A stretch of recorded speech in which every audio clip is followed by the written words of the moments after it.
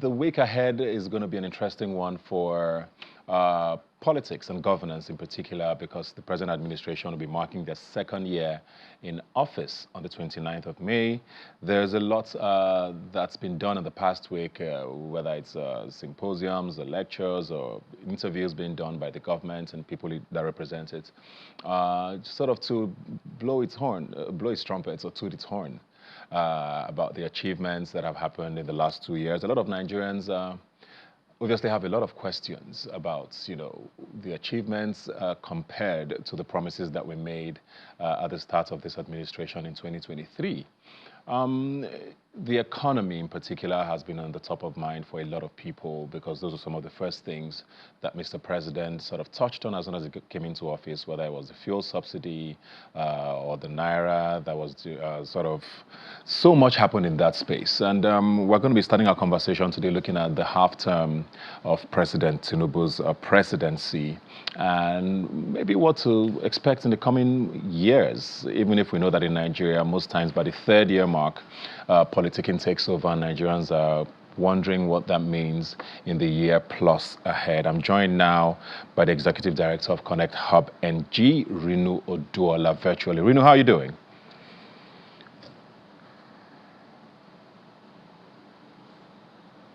Can you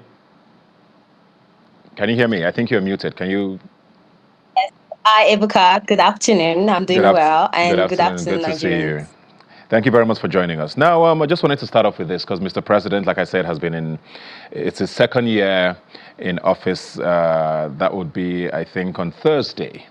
And a lot has been said about, his last 2 years, things that have been achieved or not. But I just wanted to read out a few things to you because Daniel Oduala, who is a special advisor to Mr. President, did give us 8 ways that President Tinubu has transformed Nigeria's economy in just 2 years. I just want to give you a few of them. He said there's been a drastic increase in domestic crude refining capacity. I guess, of course, that's attributed to the Dangote refinery. He says stabilization in the cost of living. I don't know if Nigerians will agree with that, but I mean, we did hear news in the last week or two about inflation coming down. There's talk about Nigeria becoming a favorite destination for foreign investors because our Naira is supposedly now stable. Of course, the removal of fuel subsidy, amongst other things. A lot of this might be questioned by Nigerians and what they feel, but this is what the government is saying. And it's hard to argue whether policy is right or wrong as compared to what the effects might be. What are your thoughts? I think that to start off, thank you for reading the 8 promises or 8 things that presidential aide said they did. I think that first that many Nigerians are very disconnected from the conversations that are happening on top. And this administration is not connecting or communicating effectively with the people. They are speaking in echo chambers and they are communicating with themselves. I think that for the Tinubu administration, a lot of things is about performance, is about press statements, flashy headlines, social media posts. There's no real engagement, no real accountability. You are tweeting economic figures to Nigerians while we are crying in queues. You can't be effective when you only talk to yourself. You can't claim to lead when you don't listen. And if you can't listen to ordinary Nigerians, then you don't deserve. A lot of people that we have in offices today don't deserve the title public servant. There's clearly a disconnect between the actions. Just like he said, the average Nigerian will wonder, what's this person talking about? Who is Daniel Oduala in the first place? And how does he reel out these figures without understanding what the ground is saying, what the needs and concerns of the people are saying? If your policies and your figures are only understandable to economists and billionaires, then you're not leading anybody. You're not leading Nigerians. You're merely hiding. You're telling Nigerians to endure suffering and listening to figures while those in powers are cashing out. You're not feeling the weight of over 200 million voices that are growing hungrier, that are going hungrier, that are growing louder. And I promise you, if governance continue to remain disconnected with figures, then Nigerians are not going to forget and history will not be kind. Thank you. In October of 2022, Mr. President released a manifesto. This was pre-election. And, a lot of Nigerians scrutinized it at the time. And I just wanted to read out some of the things that he promised: to build a better Nigeria, especially for young people, where sufficient jobs with decent wages would create a better life.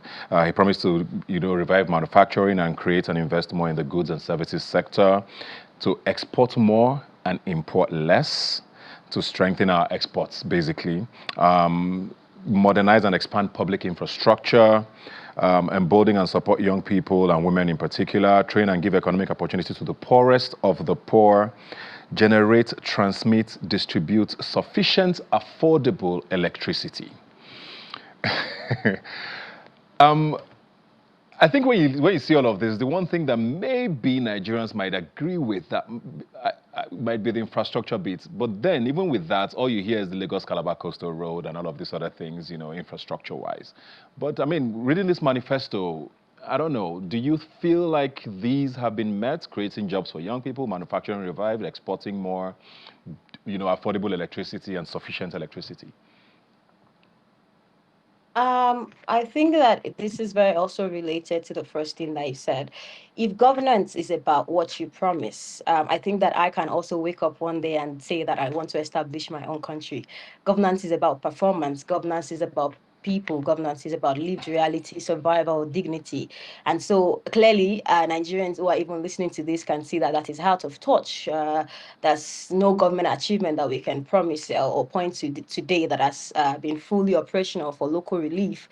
There's nothing that this government can say that they claim credit for that has stabilized the cost of living for Nigerians. Nigerians are keeping meal, a bag of rice is not even your minimum wage cannot buy a bag of rice. Parents are pulling out of school. So we can talk all and all about projects, but where's the stability? Where's the stability for Nigerians? How is it measuring in the lives of Nigerians? And then we talk about these manifestos, for example. If manifestos again could build nations, then Nigeria would be heaven by now. We have beautiful manifestos. That document that you just read was just a political brochure. It's not a governance blueprint. And 2 years later, almost everything in it has collapsed under the weight of its own hypocrisy. Just for young people, where unemployment is rising, not shrinking. At some point in time, they had to even readapt their definition of unemployment. So even those with jobs cannot survive on the wages they are being paid. Young people are not building careers. What we are building right now are coping mechanisms just to survive. We're not exporting talents everywhere. Well, the only thing we're exporting right now, even to the West, is trauma. And the so-called manufacturing revival. Please show me the factories. What we are seeing instead, the headline says are local and international producers who are shutting down because of forest instability, because of unbearable energy costs, because of zero incentives. Electricity. Nigerians are on band A, band B, band Z, and we are still in darkness. Power bills have quadrupled for services that have remained epileptic. Even the deputy governor of Lagos State had to come out and complain about his own power bills. You cannot tell someone who has just spent 80,000 naira on fuel, and this is just the average, and a generator, the electricity has improved. That's gaslighting. Yes, even the Lagos Calabar road, we can see it's clearly a big deal. But where has it reached today? We learned that they recently completed it, but was that the promise that was initially made? What about the livelihoods that were affected? Who is it really serving? Is it the millions of Nigerians who are stuck in slums with no drainage, with no access road, with no clinics? Infrastructures cannot be about bridges and highways in 2025. It's about access. It's about inclusion. It's about the ability to move through our own country with dignity. Nigerians are still dying on badly built roads, every day due to accidents. So all this administration does is to make announcements and not deliver results. They can build all headlines and all they want, but they're not building livelihoods. We can recite manifestos all we want, but Nigerians are out here every day manifesting suffering every day. So no, those promises have not been met. They've been abandoned, and that's the only thing that is consistent in this government for me. They consistently abandon the people who trust them. Thank you. Is there any argument, though, to the fact that, what they met on ground was really, really poor?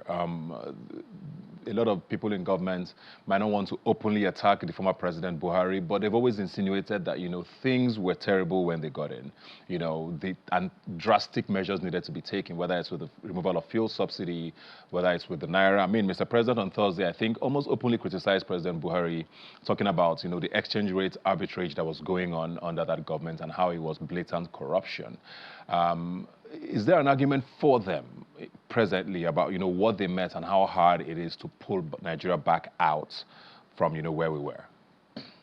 Thank you so much for this question. You see, Nigeria was broken by the former administration of Buhari, but what this current continuity administration did was to shatter us into pieces. Yes, we were already battling inflation, we were already battling insecurity, but now we are even fighting just to eat and survive. There are no reforms, no removal, no restructuring. All we have is repackaged hardship.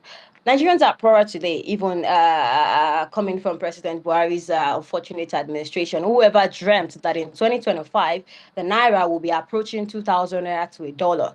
And the current administration, the President Tinubu, has not even bothered to visit the poorest Nigerians who are suffering most from his policy. So all I see is gaslighting. All I see is trying to shift blames, just like the administration have said.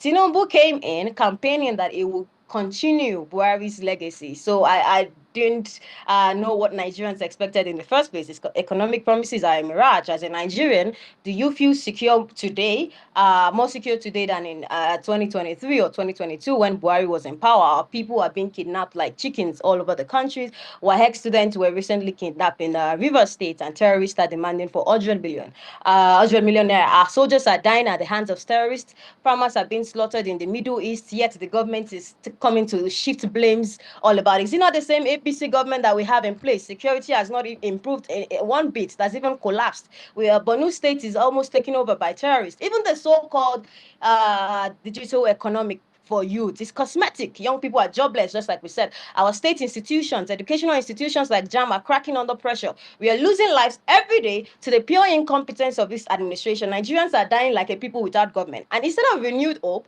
all we have is renewed pain and suffering. The only thing this administration has managed to renew, let me tell you, Ebuka, is their campaign structure for 2027, not the likes of the Nigerian people. They've managed to renew appointment for friends, contract for cronies, and silence when it comes to accountability. And with campaigning, instead of focusing on what they exactly promised us in 2022 and 2023 when we were coming to power, almost all state parastatals, if you go to Abuja right now, are calling to a halt. All they are focusing on is how they want to get back into power. So tell me, why are we still shifting blames when it's still the same APC power that is in power? Tinubu government people are forcing people to suffer more and are calling it reforms. And we're saying, oh, the economy was bad in the first place. The other governments, sabotage Nigeria. So what exactly are you doing right now? How do you expect us to give you any blame of the doubt when it's still the same APC power? And this is a question for Nigerians in any case, because when Tinubu was coming, he said that Buhari did well and is going to do exceedingly well as well.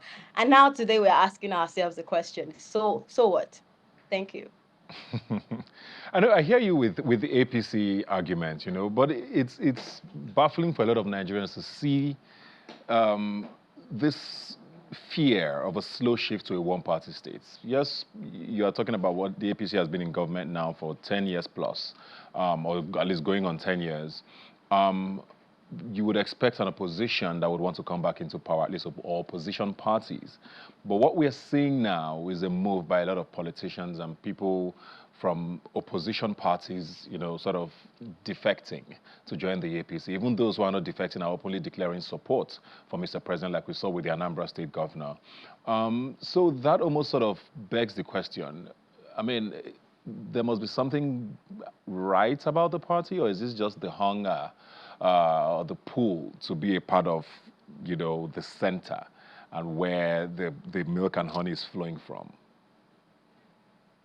Thank you very much. And this is another very important question for Nigeria as we are in the face of our democracy today, to see that our country, our so-called democracy since 1999 is moving towards a one-party state. Let's not pretend what we are seeing and witnessing in the headlines and today. It's not administration or admiration rather for the APC. It is desperation for power and protection. Politicians and the ones who are defecting here and there are not joining the ruling party because it is working. They are joining APC because it's surviving. And in Nigeria, survival in politics often means access to state funds, immunity from prosecution, and a front row seat at the corruption table. You see this mass defection, as we're seeing, it's not about any ideology, it's about self-preservation. APC has not delivered governance. So what it has delivered to Nigerians and to the political class is a clear message that if you want to stay relevant, if you want to stay protected, if you want to stay funded, come to the center. And that center has now become a vortex that is even pulling the loudest critics into silence and submission. We are moving dangerously towards a one-party state, not because Nigerians believe in the APC, but because our current political class lacks spine. They have no ideological loyalty, they have no policy depth, They have no long-term vision. All they want to just be is to be near the pot of soup. And that's why political parties are crumbling. It's not because APC is strong. It's because Nigerian democracy is weak. This is not an healthy democracy, or this is not a healthy democracy. A healthy democracy has vibrant opposition. It has dissent. It has alternative plans. What we have is a political cartel that is rotating chairs around the same table. When the Anambra governor openly praises the president while his people are suffering from the same policies, it's not statesmanship. It's submission. It's betrayal. So the defections are not proving that APC is doing something right. They are proving that our politics is broken, and that our leaders, the people we are voting into power to improve our lives and to improve our nation, they are more loyal to survival rather than being loyal to public service. So what then gives, though? Because, I mean, even the best governments in the world needs to have some opposition, behind it, because it makes you even better, even if you are the greatest. So opposition is a healthy part of a democracy. What then gives in a situation like this, whether it's with the politicians or with the Nigerian people even? Because people seem sort of defeated, I don't know if that's a good word to use, by this entire thing. We just seem to be watching and, we're just like, what, let's go on about our day and let these guys do what they're doing. What then gives? We still have 2 years of this present government before they might get a second term. Thank you, Ibuka. And it's important that we ask ourselves what gives. I saw that in relation to this story that we're talking about, was that the former governor in Kano State said that, there's nothing wrong with a one-party state. Even China has a one-party state. And, thank God for the opposition of Nigerians. We're people who are probably one of the most intelligent people in the entire world, who came out and said, yes, let's talk about China.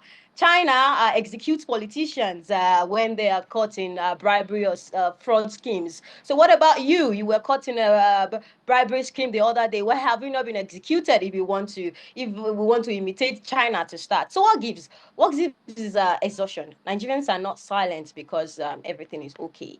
We're silent because we're tired, just like you said. We're tired of protesting. We're tired of watching nothing change.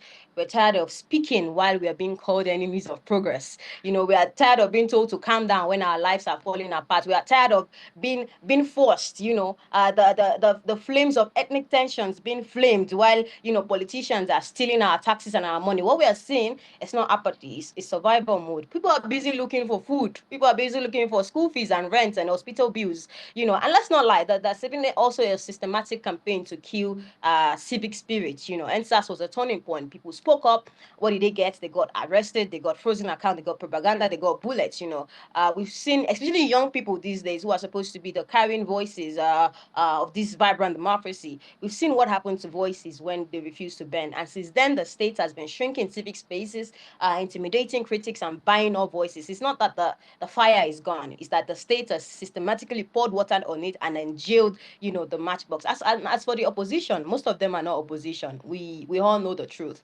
They are just politicians who are waiting for the next meal or waiting for the next deal. They're not building coalitions. What they are building as bridges to the next appointment. We've seen them today. Some of them who criticized this current administration have now been made presidential aide.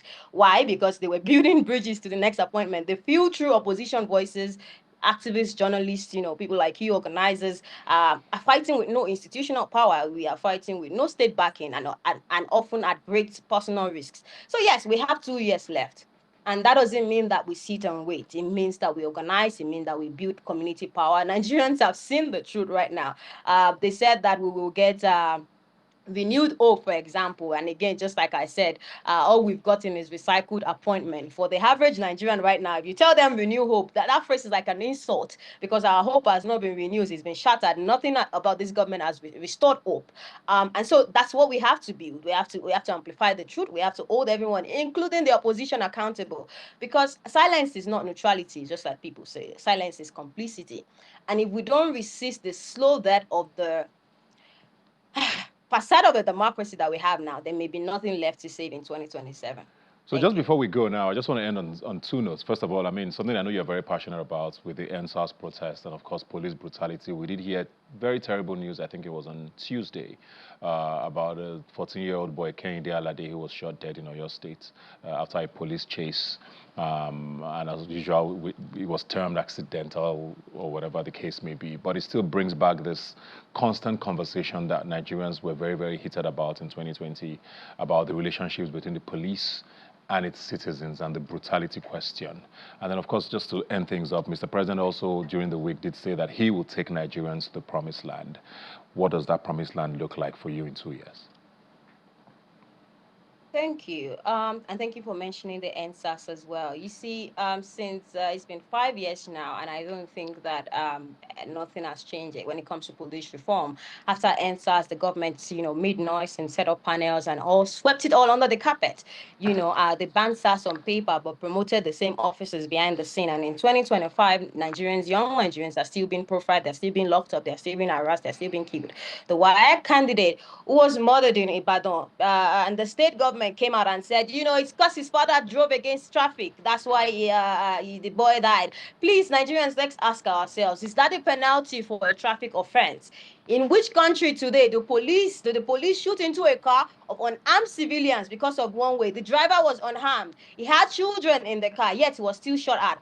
That boy was a future president of this country. He had dreams, he was writing exams, and they ended his life. And the state government came out to defend his killing. Shame. Shame on the state, shame on all of us if we normalize this madness, because tomorrow is going to be me, tomorrow is going to be your child. That is not law enforcement in any case, it is murder. And as a people, we should ask ourselves, why are our taxes not being used to buy tracking device that will catch traffic offenders instead of police doing the work of chasing people? Is that not a kike in 2025? And it's not new, Ebuka. You see, Tina Ezekwe was also a young girl who was killed in 2020 in Lagos by a trigger-happy police officer. The same officer shot into a bus full of passengers and he hit Tina.